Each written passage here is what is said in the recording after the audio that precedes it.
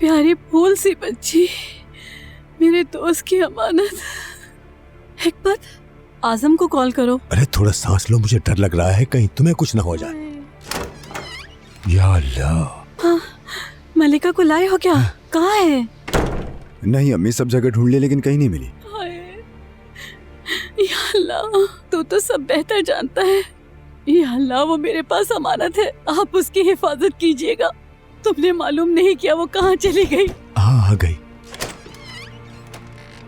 यूसुफ, खैरियत तो है? मलिका। क्या हुआ उसे? मलिका जा रही है। क्या कह रहे हो तुम? वो कहाँ जा रही है? कैसे जा सकती है हमें छोड़ के? बेगम, तुम जरा रुको, उसे कुछ बताने तो दो। ये बताओ, कहाँ देखा तुमने उसे? रास्ते में मिला था मैं उससे।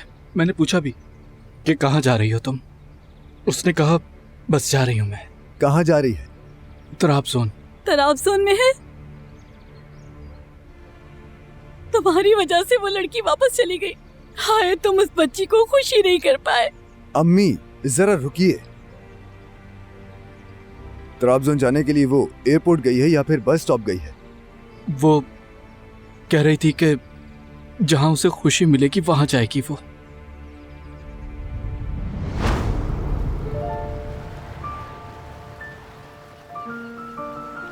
मलिका, जो कुछ भी मुझ पर गुजरा, अगर तुम ना होती तो कैसे बर्दाश्त कर पाता मैं।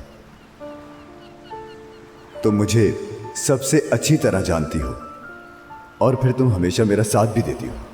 तुम्हारी मदद का हमेशा एहसास हुआ। मेरे लिए बहुत अहम हो तुम। शुक्रिया तुम्हारा।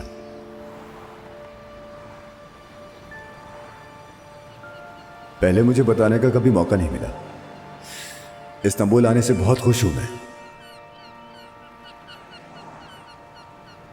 तुम जानते हो, इस वक्त इतनी खुशी महसूस कर रही हूं कि बल्कि आज मेरी जिंदगी का सबसे खूबसूरत दिन है। अब से हमेशा यहाँ आएंगे, ठीक है ना? ठीक है।